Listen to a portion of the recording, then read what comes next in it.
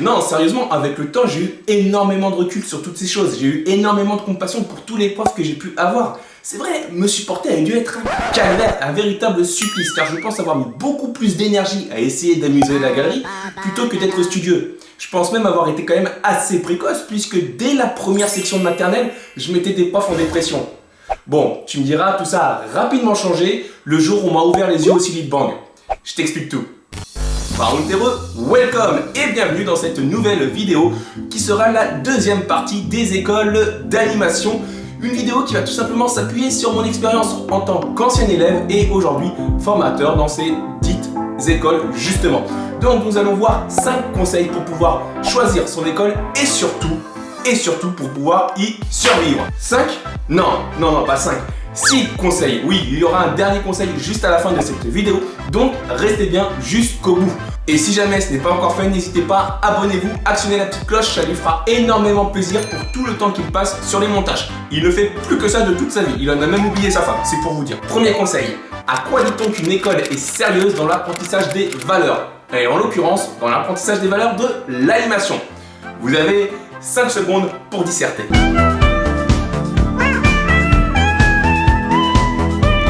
La bonne réponse au pitch de bienvenue contenant la présentation de l'école et la présentation du programme, évidemment de préférence, réalisé par le directeur de l'établissement. Car oui, c'est une source d'engagement et oui, est-ce que vous avez déjà fait une rentrée scolaire sans un encadrement d'établissement ?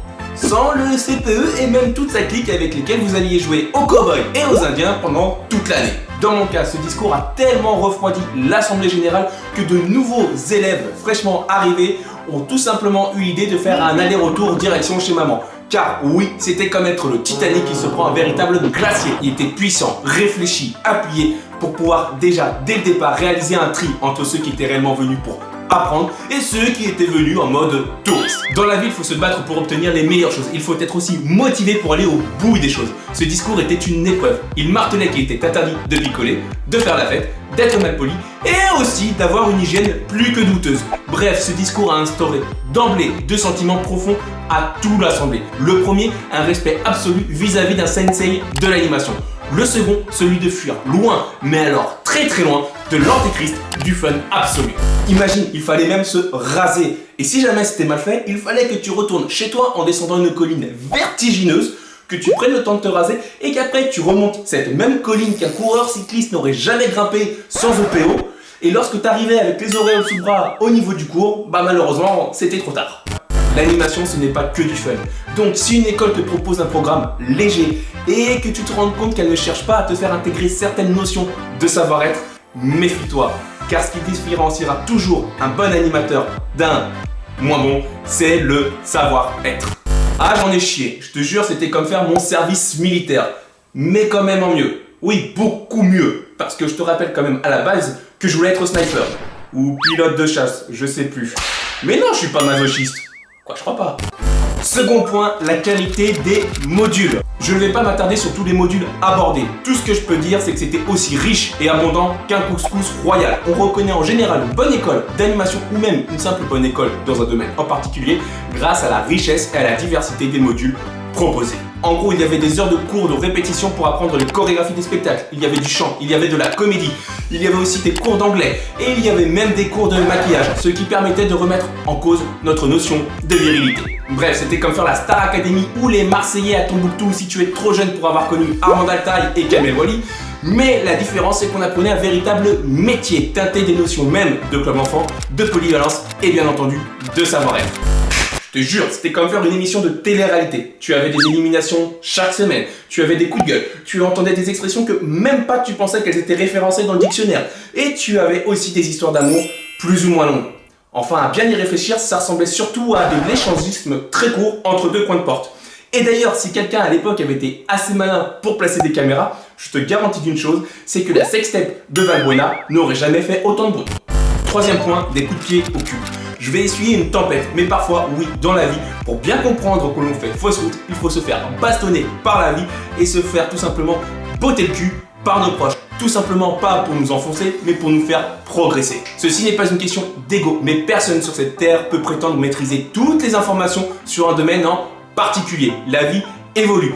Et de plus, je te rappelle que nous parlons d'une école d'animation. Donc, à la base, tu es un noob, tu es un bleu, tu es un novice, et même si tu as du potentiel, il va falloir que tu apprennes à le maîtriser. Sache une chose, même les X-Men vont à l'école. Si une école ne te dit pas que ce que tu fais est aussi mauvais que la dernière chanson de Justin Bieber, alors que toi-même, au fond de toi, tu le sais, si tes formateurs ne te recadrent pas, après tu es même foutu le feu au dortoir et que ces mêmes formateurs ne te poussent pas comme Vin Diesel pourrait booster sa bagnole au maximum, sache une chose, pose-toi cette question. Est-ce que je suis réellement important à leurs yeux? Est-ce que j'ai réellement de la valeur pour eux? Ou est-ce que je ne représente seulement que du chiffre qui leur permet de gagner de l'argent? Et si tu arrives à ce triste constat, désolé de te l'apprendre, mais tu es déjà probablement tout seul à compter sur toi pour pouvoir progresser en devenant une meilleure version de toi-même, en développant tes capacités.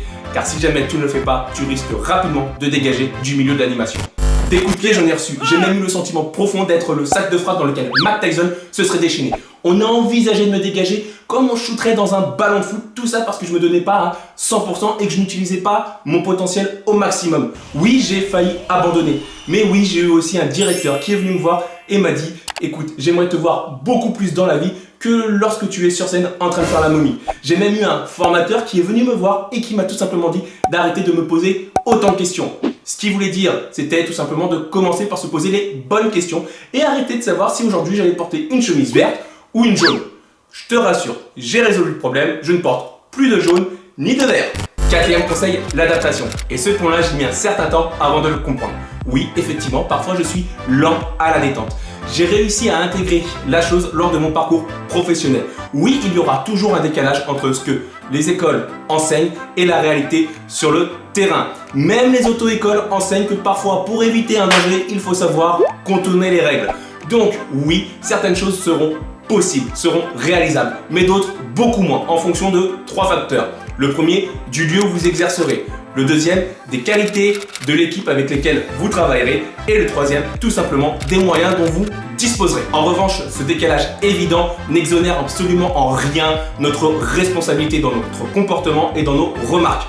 Pensez bien, agir bien, essayez d'aller dans la bonne direction en apportant toujours plus de gratitude à nos spectateurs, à nos vacanciers ou peu importe la cible que vous animerez. Cinquième point, l'évolution. Et ce point-là, je l'ai appris bien plus tard, lorsque je suis passé de l'autre côté de la barrière en devenant formateur. Le monde évolue, la génération d'animateurs à laquelle j'appartiens est sur le déclin. En quelque sorte, nous pourrions être comparables à des dinosaures qui attendent tout simplement leur extinction suite à la chute d'un astéroïde sur la Terre. Donc oui, nous sommes des reliques du paléolithique qui devons nous remettre en question pour tout simplement devenir meilleurs et aussi progresser. Et ce qui motive justement cette remise en question, eh bien c'est tout simple, c'est l'apparition et l'émergence d'une nouvelle génération qui a beaucoup plus de potentiel et de moyens à leur disposition que nous en bénéficions. L'animation est un réel partage, c'est un témoignage, c'est un héritage, un échange. Donc, les hommes de Néandertal que nous sommes, nous devons vous communiquer les bons outils pour que vous, les nouvelles générations, vous puissiez amener l'animation toujours plus haut. Oui, j'ai fait des erreurs et il serait complètement aberrant que tu reproduises les mêmes parce que je ne t'ai pas donné les bonnes clés, les bonnes astuces et les bons conseils. Ok, des moyens à ta disposition, tu en as beaucoup plus que ce que je ne pouvais moi avoir à l'époque avec des sacs plastiques et des sacs poubelles. Ok, du potentiel aussi, enfin, pour peu que tu le travailles et que tu le cultives. Ok, donc garde clairement la tête froide, reste humble, ne prends pas la grosse tête, sinon tu risques de ne pas faire de vieux os dans le métier. Ok, et souviens-toi aussi d'une chose, c'est que le temps passe vite et la roue tourne.